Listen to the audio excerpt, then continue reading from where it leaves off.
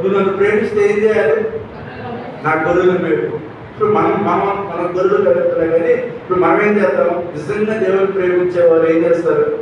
ఆదివారం ఎవరుంటారు? బుధవారం ఎవరుంటారు? శుక్రవారం ఎవరుంటారు? దీన్ని బట్టి నువ్వు దేవుని ప్రేమిస్తావు అని చెప్పి ఇప్పుడు ప్రత్యేక కూడిక దేవుడి మందిరంలో జరుగుతున్నప్పుడు ఎవరుంటావు?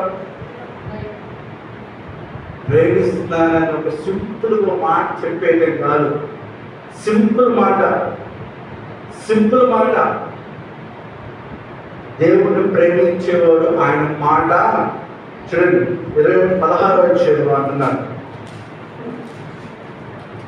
యోహాను సువార్త 14 వచ్చేది 21 వచ్చిన నా ఆజ్ఞలను అంగీకరించి వాటిని గైకొన్న వారే నన్ను ప్రేమించేవారు నా తండ్రి వల్ల ప్రేమింపబడ్డం, నేను వాళ్ళని ప్రేమించి వారికి నన్ను కనపరుచుకున్నాను. 23 ఒకడు నన్ను ప్రేమించేలా వాడు నా మాట గైకొను, అప్పుడు నా తండ్రి వాడిని ప్రేమించును.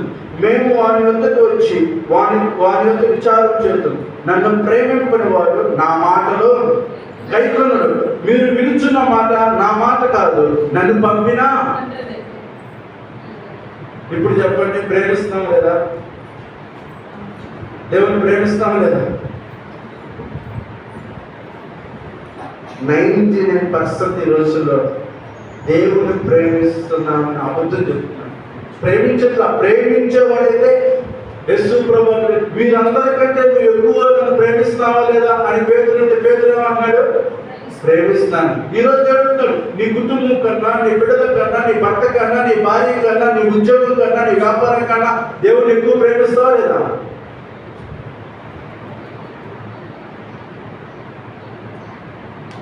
ప్రేమించదు. ఎందుకంటే కుటుంబం, భార్య, భర్త, పిల్లలు, ఉద్యోగం, వ్యాపారం. హల్లెలూయా, స్తోత్రం. హల్లెలూయా. మాట మాత్రం దేవుని ప్రేమిస్తున్నానని చెప్తాం. ప్రేమించేవాడు దేవుని కోసం నిలబడతాడు. ప్రేమించేవాడు దేవుని సన్నిధిలో ఉంటాడు. యేసు ప్రభు ఊరికనే పేతురు 3 సార్లు 3 సార్లు అబద్ధమైన వ్యక్తి. ఆయన ఎవరో నాకు తెలియదు, 3 సార్లు అబద్ధమైన వ్యక్తి. అందుకే 3 సార్లు కన్ఫెస్ చేస్తాడు. నిజంగా నా కోసం నువ్వు ప్రేమించేవాడు అయితే నా గొర్రెలను నువ్వు మేపు అన్నాడు.